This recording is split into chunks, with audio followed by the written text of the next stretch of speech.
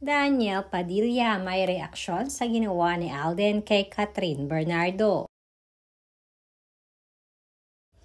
Blooming na blooming ang dumating si Catherine Bernardo kaninang umaga sa isang shoot endorsement niya sa isang kilalang inumin.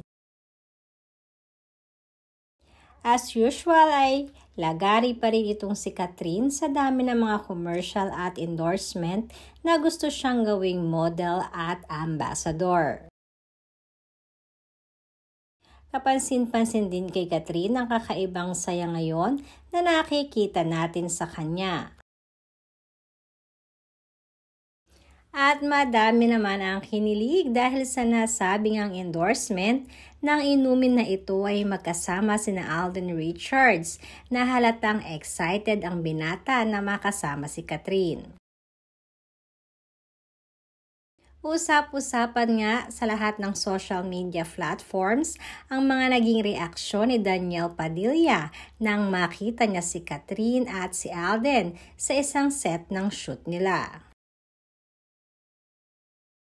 Halatang excited ang bawat isa at si Catherine naman ay halatang kinikilig din nang makita itong si Alden Richards. Samantalang amin namang napag-alaman na itong si Daniel ay selos na selos nga nang makita ang video clip na ito na ipinakita sa kanya ng malapit niyang kaibigan sa showbiz.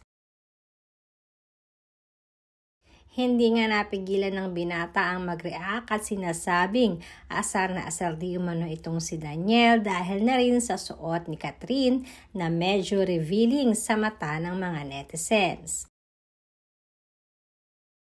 Reaksyon naman ng mga netizens na wala na di umanong pakailam si Daniel kung ano man ang suotin ngayon at gawin ni Catherine. At ang mahalaga di umano ay nagagawa na ngayon ni Catherine ang mga gusto niyang gawin sa buhay na hindi katulad noong sila pa ni Daniel na kinokontrol ng lahat ang ginagawa niya.